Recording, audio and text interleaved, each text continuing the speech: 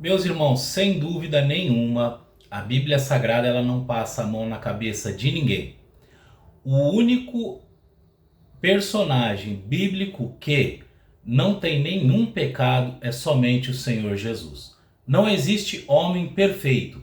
E isso nós vamos ver aqui no livro de Jeremias, capítulo 23, aonde Deus ele repreende pastores, porque muitas pessoas se enganam com pastores, né, com apóstolos, com bispos, achando que eles são pessoas perfeitas e não são.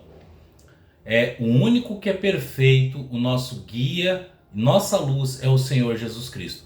Por isso é necessário que tanto obreiros como membros sigam os exemplos do Senhor Jesus.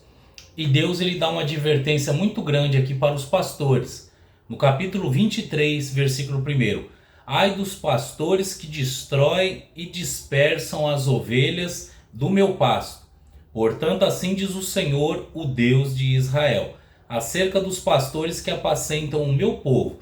Isso aqui Deus está mandando uma sentença a respeito, um ai para aqueles pastores que apacentam o povo dele.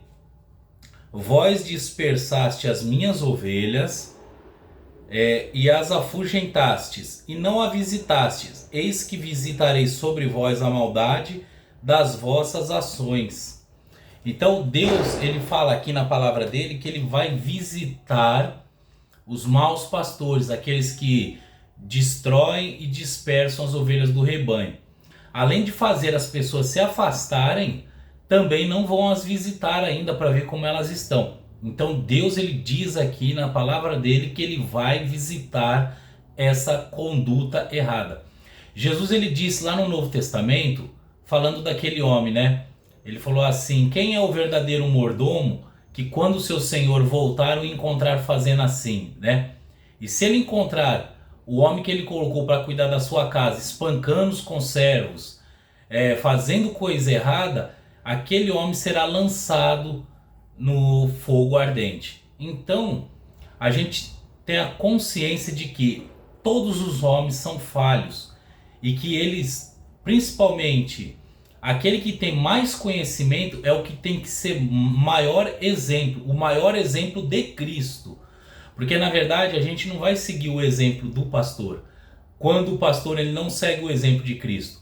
Paulo ele diz: sejam os meus imitadores como eu sou de Cristo. Então a gente pode imitar um homem de Deus, uma mulher de Deus, quando ele ou ela está imitando ao Senhor Jesus. Então a gente deve imitar os bons exemplos. Tipo assim, o pastor da minha igreja, ele é semelhante a Jesus, eu vejo Jesus na vida dele. Então é um homem que eu posso estar imitando ele, né? Então Deus ele diz: ai dos pastores que não estão cuidando bem do meu rebanho. Deus vai cobrar isso deles.